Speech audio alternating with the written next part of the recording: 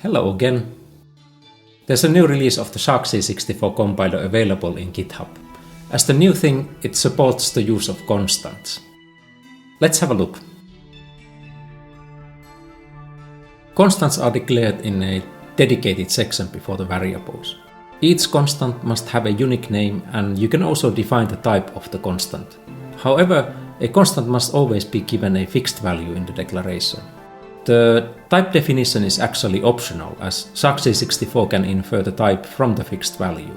Also, the fixed value can be an expression as long as all of its operands are defined and the expression evaluates to a fixed value. You may even refer to other constants in the expression.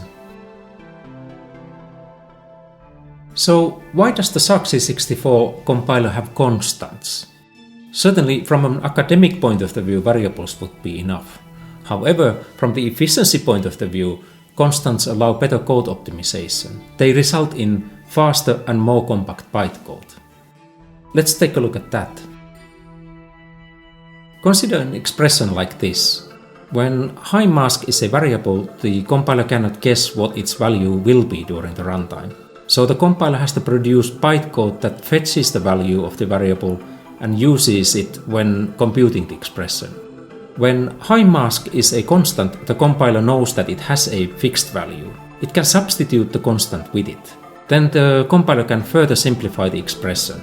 This results in a very compact and efficient translation to an assembler code like this. As I explained in an earlier video, the SharkC64 compiler is implemented as a processing chain. Because of this, the constants need to be considered in each step.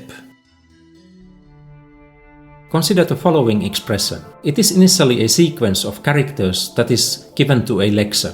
It converts the sequence of characters into tokens. The tokens are then given to a parser. It constructs a syntax tree from the tokens. The syntax tree is then given to a binder. It identifies used variables, constants, values, and their types. It then binds them to object instances. This results in an object graph. Next, the binder tries to simplify the object graph. As the first thing, it substitutes all the constants with the fixed values. Next, the binder looks for operators that have fixed values as their operands. The binder then computes the value for the operator and replaces it in the graph with the computed value. This is repeated to all operators with fixed values. As a result, the object graph simplifies in this case to a single fixed value. The resulting simplified object graph is then given to a translator. It translates the object graph to a program fragment using intermediate representation language. Lastly, the program fragment is passed to a generator that produces the bytecode. So that is what the constants look like in the SharkC64 compiler. They are important in many ways. On one hand, they make the source code more readable, and then on the other hand, they help the compiler to produce faster and more efficient bytecode. I'll keep on working with the compiler, and thanks for stopping by. See you soon.